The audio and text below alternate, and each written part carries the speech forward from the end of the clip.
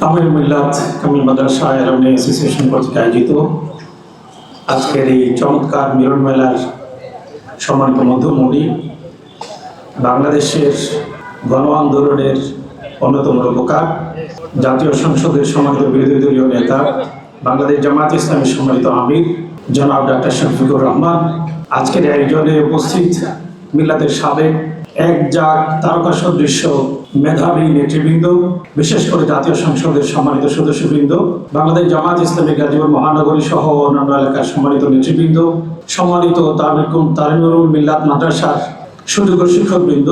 উপস্থিত অত্র প্রতিষ্ঠানের আলোকোজ্জ্বল পৃথিবী গড়ার কারিগর, সাবেক ছাত্রবৃন্দ, আমি আজকে এখানে সামিল হতে পেরে নিজেকে ধন্য মনে করছি। আমাকে সুযোগ দেওয়ার জন্য আমি অ্যালামনাই অ্যাসোসিয়েশনের প্রতি কৃতজ্ঞতা জ্ঞাপন করছি। আপনাদের এই আয়োজনের মধ্য দিয়ে আপনাদের পারস্পরিক বন্ধন আরও বেশি সুদৃঢ় হোক, সুন্দর হোক। এরই মধ্য দিয়ে গাজীপুর যে আলোর ছোঁয়া পেয়েছে, সে আলোয় আলোকিত হয়ে আমার প্রিয় ময়দান গাজীপুর যেন আগামী দিনে আপনাদের দ্বারা আরও বেশি পরিচিত হয়, সমৃদ্ধ হয়, উন্নত হয়, আলোকিত হয়, সেই প্রত্যাশা রেখে আপনাদের এই যাত্রা